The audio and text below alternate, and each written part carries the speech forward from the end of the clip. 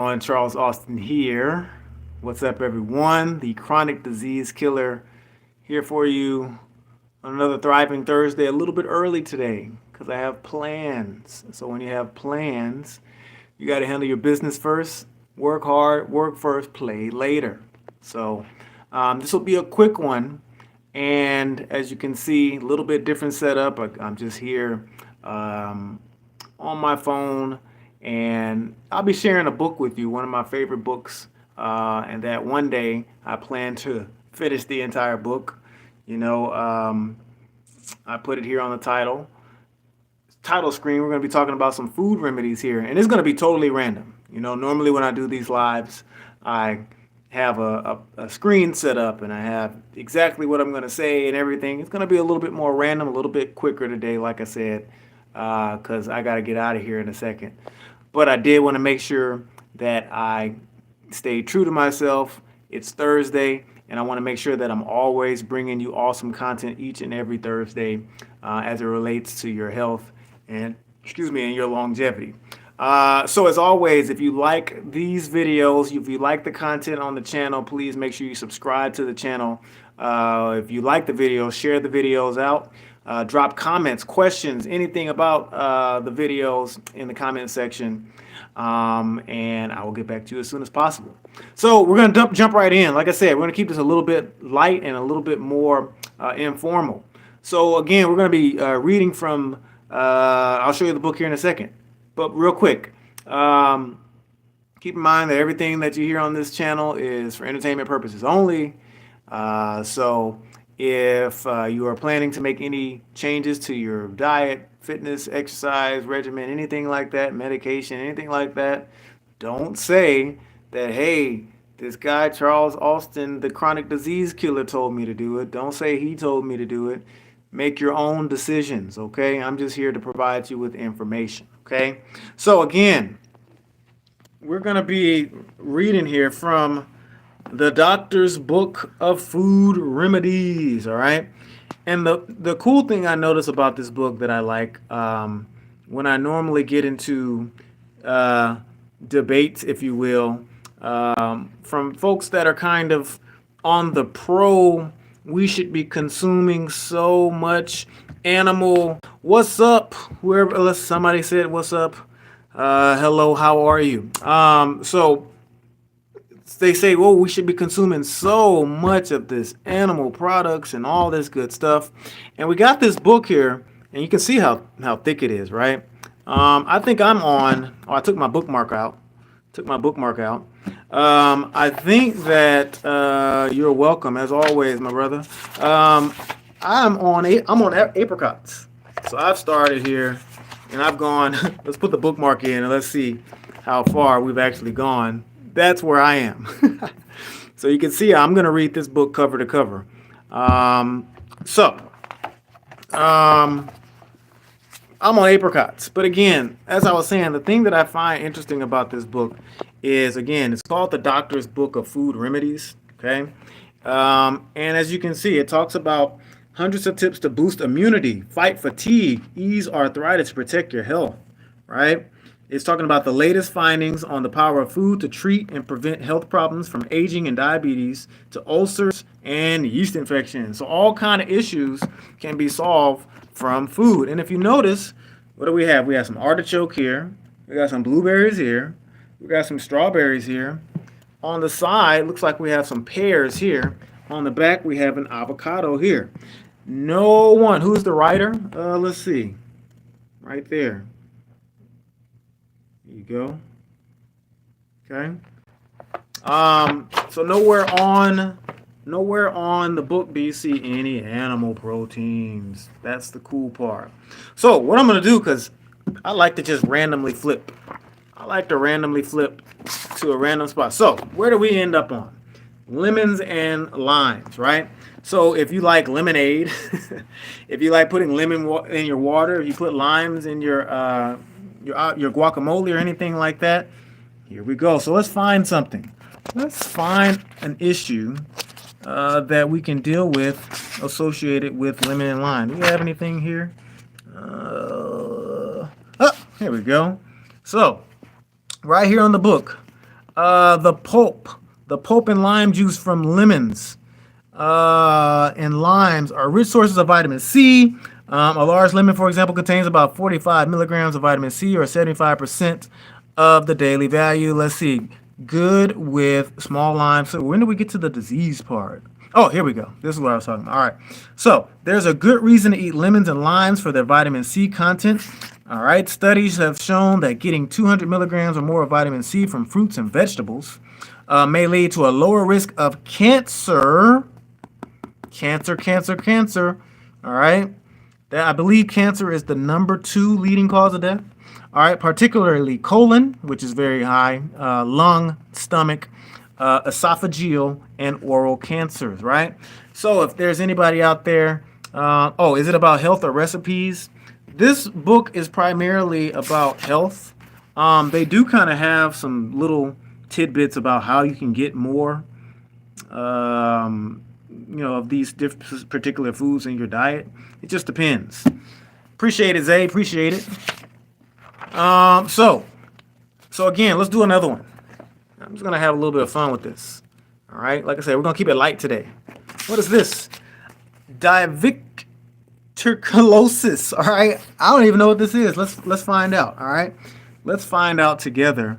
I believe this is a digestive issue. Let's see. Oh yeah. All right. So, all right, here we go. When there's a lot of fiber in your diet, stools are large and soft. All right. So we're talking about stools. That's when you're sitting on the throne, baby. All right. Stools are large and soft and easy to pass. Take away fiber and the stools get small and hard. So fiber, super important for your digestive health, right? Super important. I need to get a pen so y'all don't have to keep looking at my finger with my fingernail that needs to be clipped. But anywho, all right. So when the colon has to strain to do its job, it can stretch out of shape, causing small pouches to form in the muscular wall. Doctors call this condition diverticulosis. While diverticulosis was uncommon before the 1900s, about 10% of Americans over the age of 40 and about half of people over the age of 60 have it today. All right. So let's get to the way we can prevent diverticulosis. I don't know. All right. Let's see. All right. Give your colon a break. All right, y'all. So as it says here, if you're in the middle of a I'm just going to say DV attack to save time and to save my tongue here. If you're in the middle of a DV attack, which causes tenderness around the left side of the lower abdomen and might be accompanied by nausea, fever, vomiting, chills, cramping, and constipation, consider trying a liquid or low fiber diet for a few days, right? This helps tender your colon and heal. After that, ease your fiber intake back into about adding 5 to 15 grams per day. Okay, let's see. Although not getting enough fiber is clearly the number 1 cause of DV, researchers have found that eating too many red meats or other high-fat foods can also be a problem. There it is. It rears its ugly head again. So again, we're talking about I said I'm going to call it DV, but let's do it one more time. Diverticulosis. We're talking about that one. Okay. We need lots of fiber. Okay. As it says here, let's see, where is it at? A diet that includes too many red meats, high-fat foods can also be a problem, right? So this kind of goes to that argument, right? And I'm going to do one more here in a second because I wanted to do this stream for about 10 or 15 minutes because like I said, I got to run here in a second. So this is like goes to the point of the argument of should we or should we not be consuming the animal protein and everything, right? And that's the argument, right? That's the argument. You kind of have like this. It's almost like nowadays you have so many divisions, right? So you have like the age-old division. You got like your political divisions where you got your Republicans versus your Democrats, right? And people are like, "Oh, I'm right and I'm right," or "You're wrong, all of that, right? But you have this other division that's been brewing for some time, as it seems, that there's this division versus these people that claim there's this carnivore diet deal, right? The pro, eat the meat, eat the flesh, eat the flesh, eat the dairy, all this stuff. They're very pro. And then you have the other side where it's all about, the plants or the vegans, right? Now, see, personally, I am someone who doesn't eat animal proteins, doesn't eat animal flesh, any dairy products whatsoever. Everything that I consume is always from the earth and always comes from nature, right? But I don't like the term or to be classified as vegan because it comes with so much stuff, right? Lots of times when people find out, oh my gosh, you don't eat flesh, they'll say, well, what are you, vegan or something? And I'll just say, no, I'm not vegan. I'm a human. All right. And as a human, I'm eating a proper human diet. Okay. So let's do one more. All right. So far we did vitamin C and how you can get vitamin C from lemons and limes. Super easy. Add a little lemon juice, a little lime juice to your water, your drinks, and things like that. Obviously, we know there's plenty of fruits and vegetables that contain vitamin C and how they help prevent different types of cancers. We also talked about diverticulosis, which is a bowel condition that affects your ability to use the restroom, aka number two, and how eating too much fatty foods and meats can bother that, and why you need to make sure you have an adequate fiber intake. So let's do one more. We're gonna do a random flip here. Hopefully we can get something good. What do we come on? Depression. Oh, buddy. All right, so let's see here. Again, like I said, we're doing this totally random. Okay. Let's see. What do we have? Okay, this is actually a good one. All right. This is actually a good one because as I read through this one, it's going to go a little bit contrary with some of the stuff that I'm talking about, but I'm going to explain it here in just a second, right? So I think most people understand. Let's see. Do they have a definition of depression, right? But the way I understand it, depression is a condition where I'm not going to try to explain it. I'm going to let anybody who wants to know about depression, because I am not a psychiatrist. I am not a psychotherapist or anything. I have researched it, but that's not my area of expertise. So we know about depression. So here's one of those things that is a common misconception, right? So fish for a better mood. Okay. So as it says here, tuna. Oh, wait, no, where is it? Yeah. Omega-3. Okay, omega-3 polyunsaturated fatty acids may be beneficial to good mental health, right? So then we're going to get to so they're basically talking. So here we go. So experts, what is going on with this phone? Yeah. Okay, here we go. So experts, I'm going to pull it up just like this so I can sit up a little bit. There we go. All right. So it says experts suggest getting 2 servings a week of high omega-3 fish, such as tuna, salmon, herring, and mackerel. Now, this is the common. Let me put it back on me real quick. This is the common issue with omega-3s, right? And I had a conversation about this just the other day about foods for brain health, and I literally made a video. You can check it out on my channel now, where I made a video about all the plant foods that are good for the brain. Okay. So the common misconception is that if you want to get omega-3 fats, you have to make sure that you're consuming fatty fish. That's like the biggest thing. Now, in my research and in my book that I am still finalizing, which is the greatest work of my professional life, I don't like to pop my collar too much, but I'm popping it. But in my book, I do mention that if there were one type of animal that would cause the least damage to the human body, it would be certain types of fish. So I am with the science. I am not going to deny anything. However, eating fish is still a form of dead flesh, and there are dangers with that. And there's a lot of contamination with fish as we see today, but that's neither here or there. Okay. So here's the thing. And I wonder if it's in this book. And they have some bad sources, so I'm going to correct the record here in a second. But let's see if we can get there. Don't look at my feet. So experts suggest getting 2 servings a week of high omega-3 fish, like I said. Then it says other sources. Okay, other sources, you don't want canola oil. Okay, no, no, no, no. That's one of those seed oils that's highly inflammatory, so we don't want that.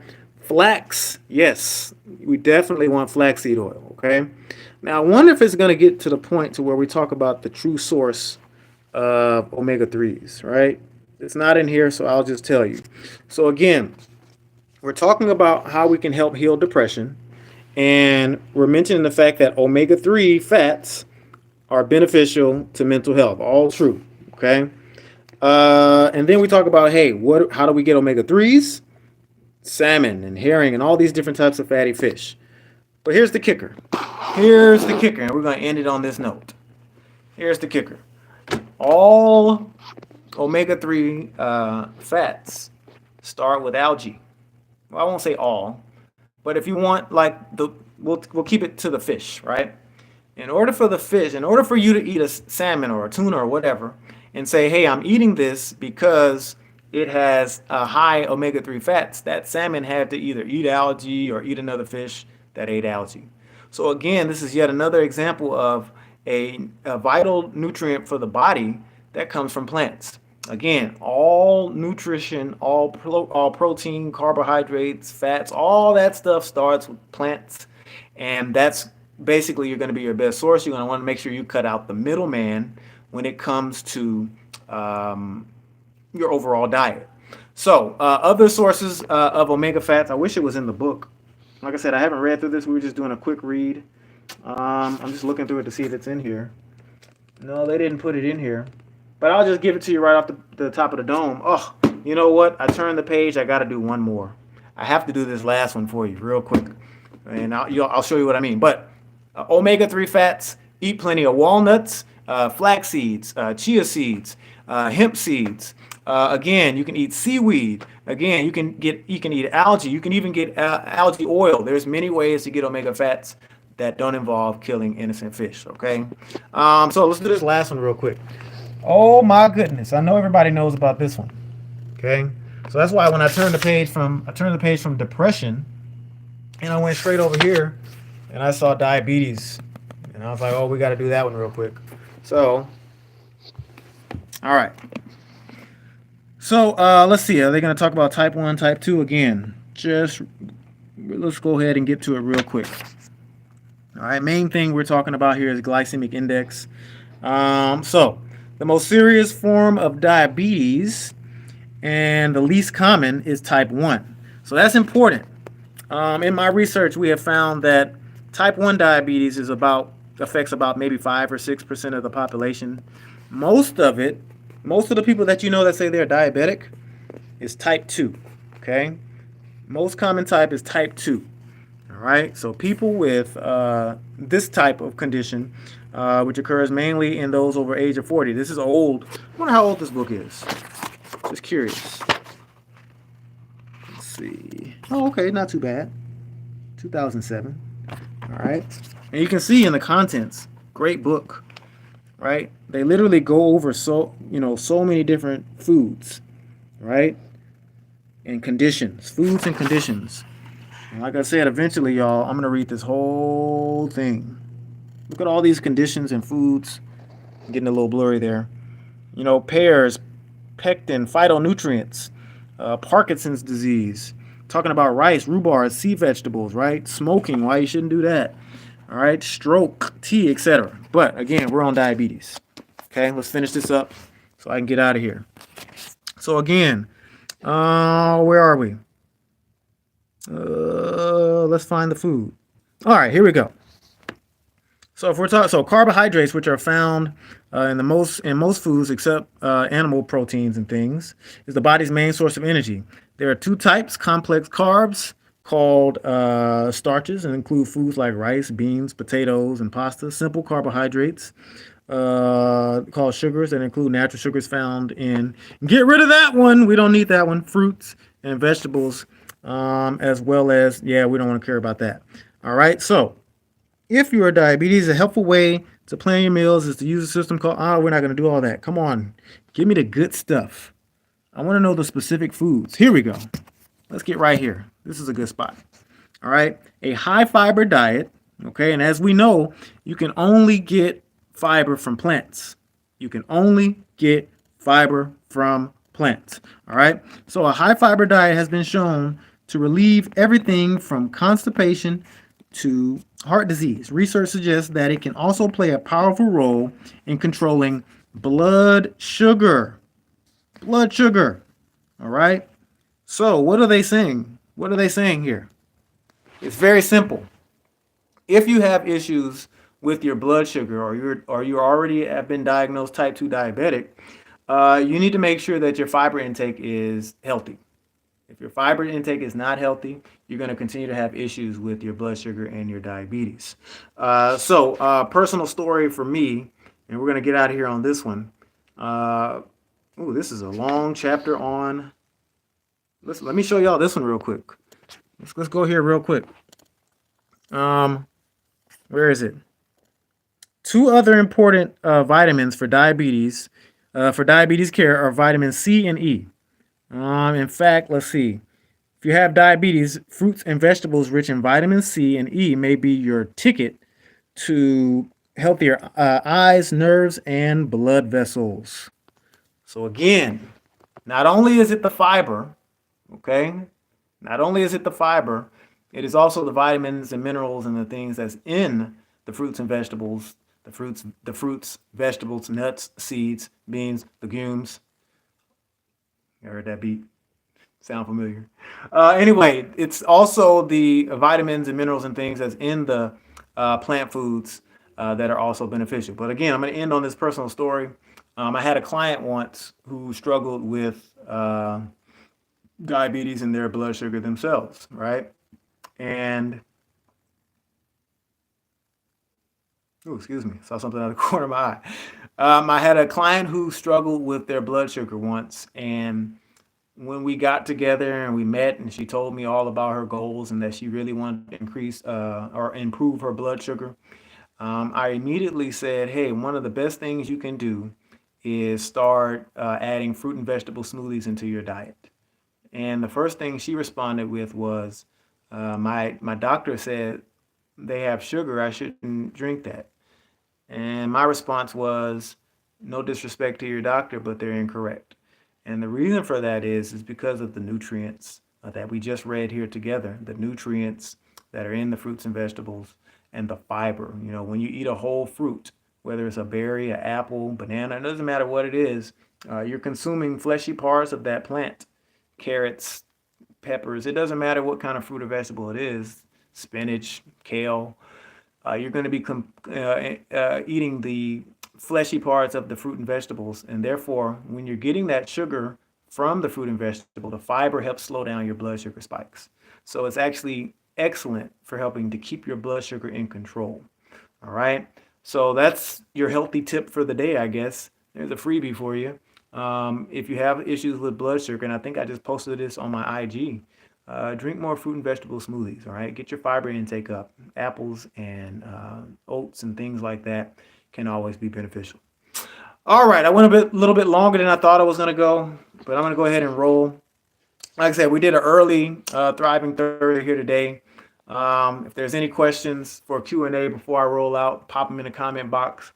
If I don't see anything here in the next 45 seconds, I'm going to go ahead and roll. And I'll go ahead and do my spiel. You can follow me here or subscribe to the channel here. Like the video, share the video out, tell your friends that, hey, there's this guy. He's always talking about eating all this healthy stuff and helping your body and all that good stuff.